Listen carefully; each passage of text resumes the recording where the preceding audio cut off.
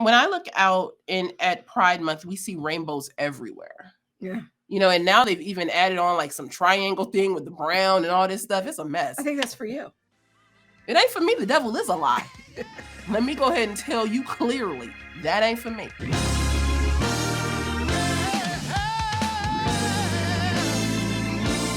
How should we as Christians be thinking about the rainbow? Because I know personally, when I look into my social media feeds, I see my Christian friends with the rainbow, like rainbowed over their profile pics, Right. or things like that, like using the rainbow for the purpose of pride, Yeah. LGBTQ plus pride. How should we consider it? Yeah.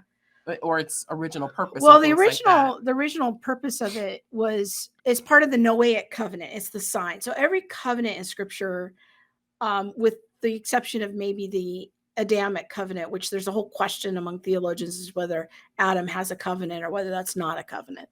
But we'll just set that aside for a second. All the other covenants in the Bible have something that is kind of a sign that goes with it. So, for example, in the Lord's Supper, the sign is the bread and the wine. In baptism, these are, there's the water. So those are the two main signs of the new covenant. The Mosaic covenant was the Passover lamb. So in the Noahic covenant, that sign is the rainbow. And what God does is he takes something that is in our everyday experience, such as the lamb or the unleavened bread in the Passover meal, and he takes this item such as the water or the bread and the wine for the new covenant, and then he assigns a spiritual meaning to it. And he says, like, when you see this is what you're doing. When you participate in this meal, when you engage in water baptism, this is what you're to think about.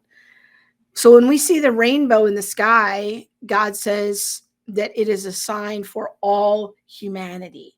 The Noahic covenant was a covenant not just for the Jews. Circumcision was the sign for the Abrahamic covenant. But the Noahic covenant was for all humanity. And so that whenever we would see the rainbow in the sky, we would think about God's promise. Yes. And that the water, that the world would not be destroyed again with the flood. I think that the flood, Noah's flood, is actually a type or a shadow of the ultimate judgment that God is going to send at the end. And so it's and there's some verses to that effect in the New Testament. So I think that when we look at the covenant, it ought to remind us of God's judgment and his salvation for those who are on the ark, and to be a prayer in our heart that we also might be among the remnant, like Noah and his family. We would be found faithful and participate in that way.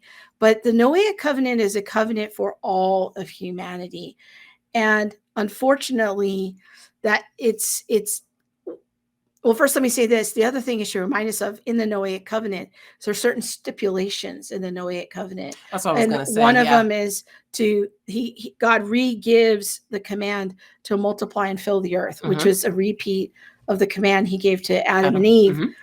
So that tells me something about part of the Noahic covenant is an affirmation of traditional marriage.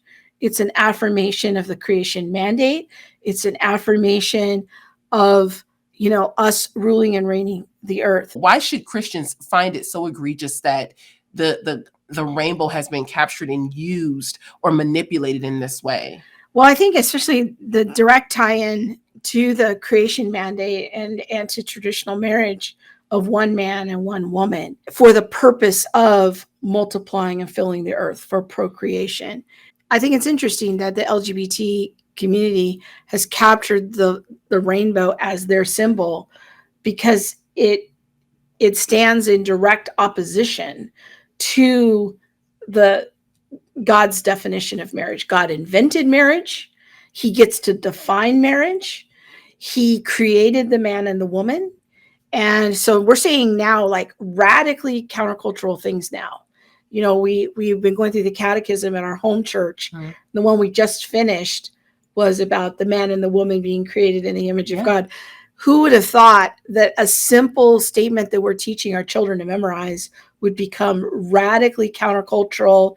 We could get canceled on YouTube for saying that marriage is between a man and a woman for life. But the LGBT community is standing in direct opposition to biological sex, procreation, traditional marriage. So those are at least three issues that the LGBT community is standing for, that directly go against the Noahic covenant and the symbol of the Noahic covenant, or the sign that God has appointed. So it's and Jenny's got a great point here, is that it also perverts the 2x2, which is another part of the Noahic narrative of the animals going on 2x2.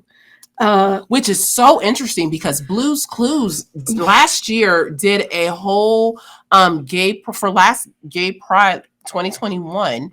They did a whole 2x2 parade, but it was two men, two women. Even the animals reflect male and female. It's not just humans, but that's in the animal kingdom. And so, yeah, absolutely.